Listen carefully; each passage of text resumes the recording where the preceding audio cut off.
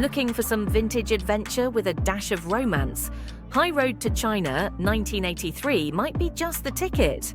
This one's got Tom Selleck and Bess Armstrong.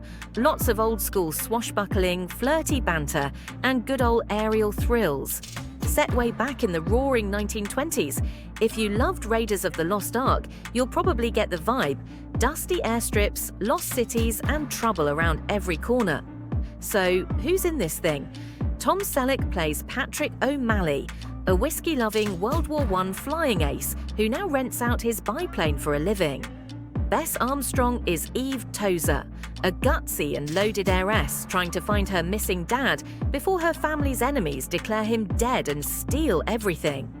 We've also got Wilford Brimley as her stubborn industrialist father, Robert Morley as a stuffy British official, and Brian Blessed hamming it up as an Afghan warlord. There are a few other familiar faces in the mix too. Here's how it goes. Eve hires O'Malley to help her cross half the world.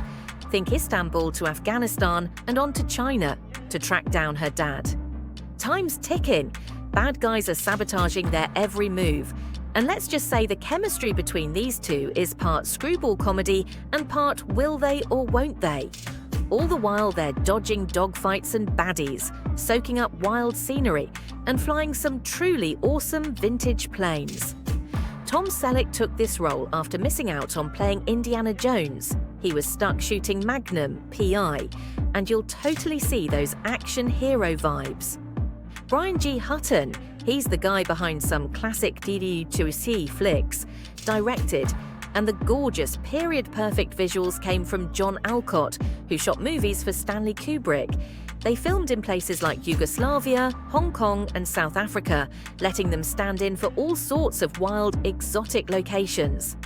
Oh, and for music fans, John Barry, the legend behind a bunch of Bond soundtracks and Out of Africa, did the music. Big romance, big adventure. That score really gives the movie some heart. Now, let's talk numbers. The movie cost around $15 million and made almost double that in the US. Not bad, but no blockbuster. Critics were a bit mixed.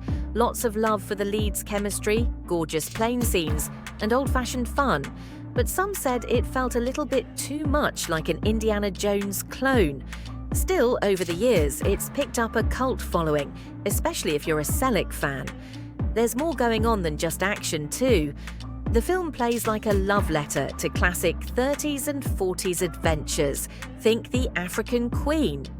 Eve Tozer is actually a pretty modern, strong and sharp leading lady, which was pretty rare for these kinds of throwback films.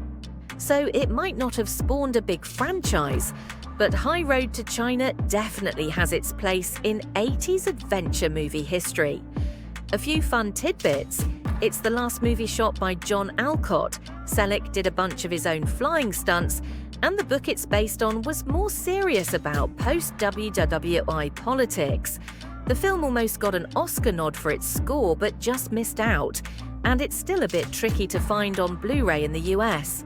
If you're craving some high-flying, old-school action with a little romance, fire up High Road to China and take a trip back to adventure's golden age.